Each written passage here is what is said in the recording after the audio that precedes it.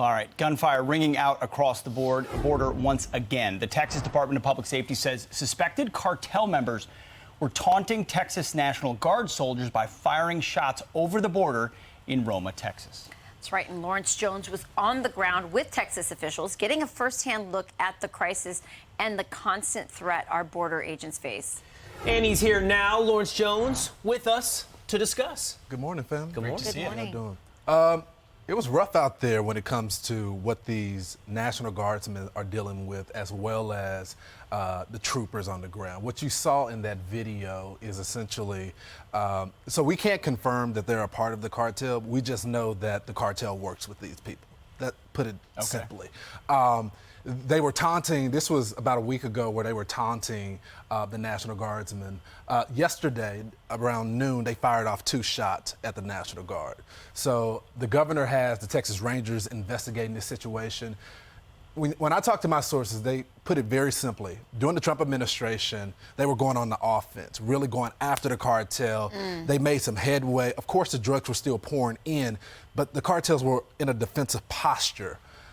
Since Biden has been in office, they've gotten a little bold. They're firing shots. You may have seen Bill Malugin the other day in the middle of a live shot. They had to kill that shot. He's been the best border reporter on the ground. They start firing some shots out across the border. Now, technically, you would think that the United States will go on offense when that happens. They're not. And so Texas is left to investigate. But as they tell me all the time off the record, that investigation stops at the border. It's not like you can have the Texas Rangers go across the border and handle an investigation. So we got our guys being shot at now, and Biden and Kamala are nowhere to be found on this issue. Yeah, it sounds like the cartel thinks they own this border, like they run it. Well, they own it because it's not just people coming through. It is the drugs coming through. It is the human trafficking. It's all one pot. You can't just say, let the humans in and not let the drugs in. It doesn't work that way. So they're winning this fight. Now,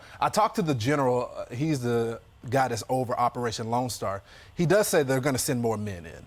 But the problem, who's going to pay for this? I mean, does Texas have to continue to pay for all of this stuff? We're running out of money to do this. Now, Texas, to its credit, has been great when it comes to fiscal responsibility. But right now, we have a semantics game going on in the Biden administration. They don't want Texas to be able to conduct these arrests at the border. They say this is a federal issue. You're right, it is a federal issue. So get down here and do your job. And now you have the Border Patrol that are like, look, we can't do foot pursuits anymore. We can't do anything. And they kind of depend on DPS to do that for them and then turn them over. So it's a lot of back and forth. Earlier this week, we had some footage when I was on a ride-along with the Texas Department of Public Safety Special Operations Unit. And you may have seen 60 illegals that were captured on private property.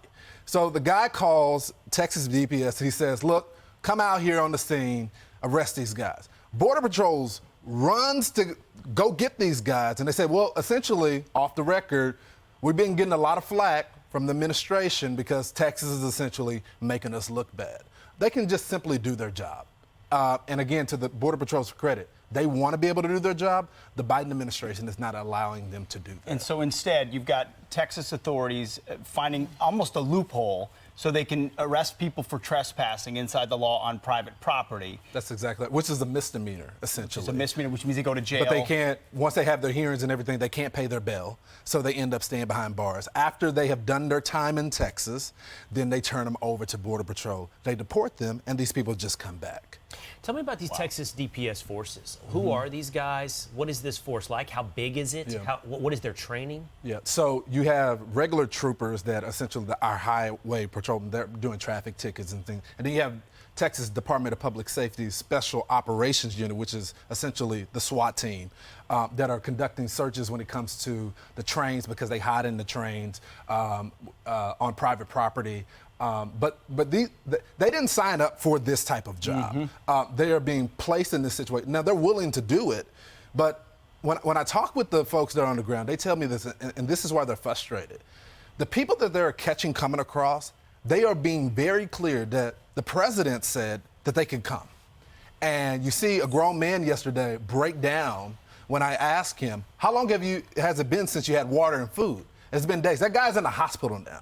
Now, I'm not saying or encouraging people to break the law, but when you have the commander-in-chief saying it's okay to come across the border and then they get arrested by Texas DPS, I just don't think that's a humane position. Where's AOC with the tears at the border? It would be nice for her to come to Texas and see the condition that these folks are going through.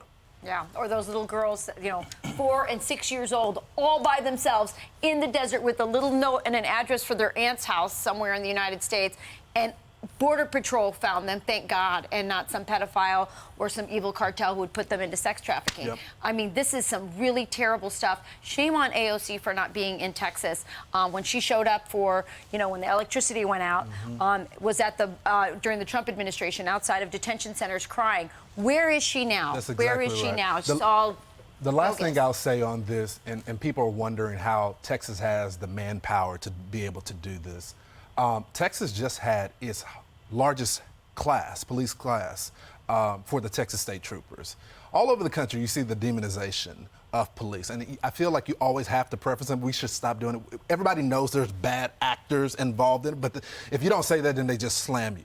Part of the reason why Texas is able to do that is because they feel supported in the state of Texas. They know that the guys out there are doing their job and they're trying to keep them safe. They did not sign up to protect a United States border. But again, as I continue to say, the last defense of the country, the last defense of Texas is the Texas State Troopers. The bottom line.